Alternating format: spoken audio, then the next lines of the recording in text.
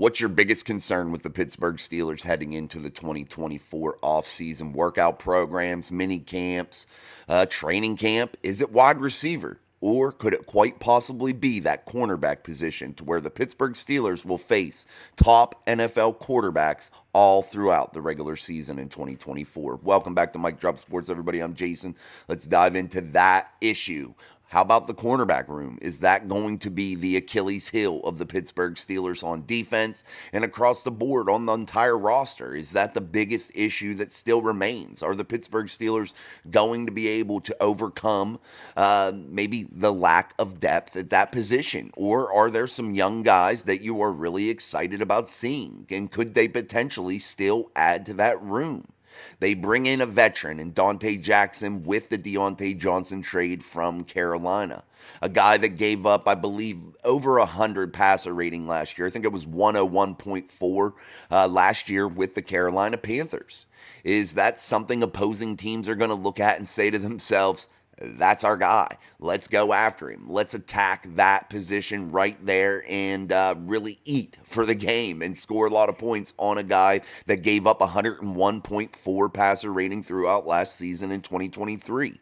I think Dante Jackson has some ability. He's quick. He's shifty. I think he's going to be able to do some things, but he's going to have to really shore up his coverage ability, especially in the man-on-man situations, which I think the Pittsburgh Steelers may have some trouble matching up there, especially in man coverage. I think they may have some issues, especially against some of these top-shelf quarterbacks throughout the NFL, and they are going to face a ton of them in 2024. They have a very difficult schedule in terms of quarterback play. They are going to run the gauntlet of top shelf quarterbacks. And I think the Pittsburgh Steelers really need to pay attention to this.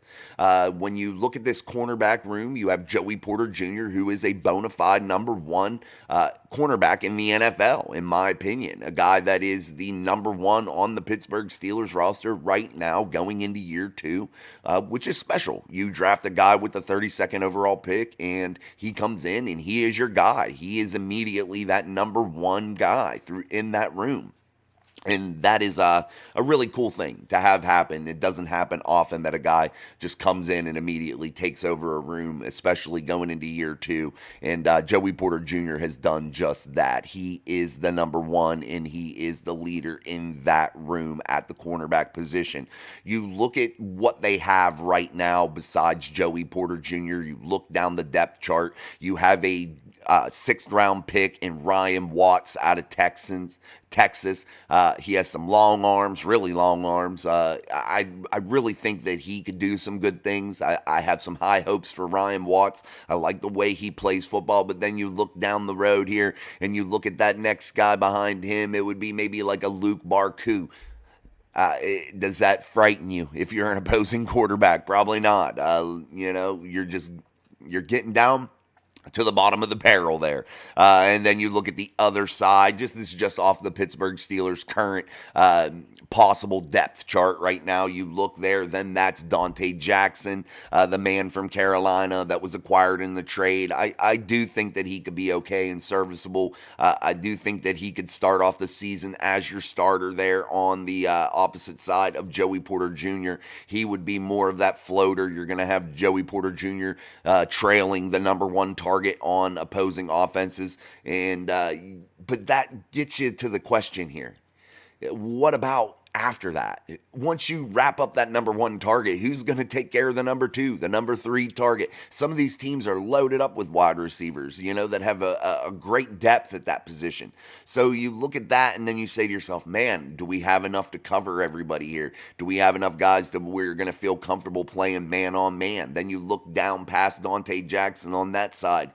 Is it Corey Trice Jr., a guy that had a significant injury, an ACL injury, after showing some promise, some high hope for the Pittsburgh Steelers in a late round draft pick? A guy that many overlooked due to his injury history, and sure shit, he gets injured in training camp last year in Latrobe. And people were talking about him, starting to say, hey, he's going to shine. He's looking really good. And then boom, that injury happens. According to many media outlets that cover the Pittsburgh Steelers, he has had quality recovery, and he is out there working out with the football team, not out, being by himself doing rehab. He's out there working out with the actual team during these conditioning drills and things. So you look at Corey Trice Jr. and you could possibly put some high hope in him. I do. I like Corey Trice. I just hope he's able to overcome injuries and doesn't fall victim to that again. Let's just all cross our fingers and hope that he is able to remain healthy for an entire season and moving forward, to have a few successful years. That's just a really high hope that we have, but you're putting a lot of your eggs in one basket there with a guy that does have an injury history. So we'll hope that Corey Trice does succeed. Then you look down, it's what Barnes, Cologne Barnes. Then you look also, you have Darius Rush, a young guy that came over from Kansas City. Is he able to shine? I really like him. I think he has a lot of athleticism, but is he going to be able to translate that athleticism into the NFL game and become a productive corner? Then you look, you have other guys like a Beanie Bishop that were an undrafted free agent here from 2024. I'm surprised that Beanie wasn't drafted out of West Virginia, all Big 12 guy. I really think that he can do some nice things, and I do have high hopes for Beanie Bishop. So really, guys, what it boils down to here right now with the Pittsburgh Steelers, I think they have a handful of guys. One that they can really, really trust. And then I think they have a handful of guys that they are just putting a tremendous amount of high hopes into. And that would be Dante Jackson. You would have Watts. I think Ryan Watts would be the guy that you would really have high hope in. 2024 draft pick, late round, 6th round pick. Corey Trice, Dante Jackson, and Beanie Bishop. I think that would be your handful. And then you could throw Darius Rush into the tail end of that, a guy going into year 2 also with your Pittsburgh Steelers. So we'll see. We'll see exactly how this all plays out. But if you're the Pittsburgh Steelers, you have to have some ultra high concerns, considering you're going to want to play a lot of man-on-man defense. You're going to want to really be physical. And how are you going to be able to cover everybody in a way that, in a productive way? How are you going to be able to do that? Are you going to be able to have a guy that can fill that slot role, that slot cornerback role? Do you bring in an older guy again, like a Patrick Peterson? Are you able to look past the legal issues and put some hope into maybe a guy like Cam Sutton that spent 6 years with the Pittsburgh Steelers and was highly productive in my eyes? I felt like he spent a really good 6 years with the Steelers, but would they be willing to go out on a hope and a prayer and hope that he isn't suspended an ultra long time? Hopefully that he doesn't go to jail. Are you willing to put all your eggs in that basket? That's going to be the question there. Or are you going to be relying on guys like a Darius Rush, a Beanie Bishop, maybe even a Corey Trice to play that slot receiver role? And then you're looking at, how do you just bring in those big packages, those dime packages, playing nickel and things of that nature? Do you have the cornerback depth that you're going to be able to be successful in those packages? This is a pass-happy league, guys, and you have to have guys that can cover wide receivers. You have to have guys that can make a difference. And do the Steelers really have enough depth there to make this work? I don't know. And would you consider the cornerback position and the depth at the cornerback position to be even more important right now than that wide receiver spot, that second wide receiver spot? Do you think it would be easier for the Steelers to overcome the wide receiver depth as opposed to overcoming that cornerback depth? That is going to be the real issue here.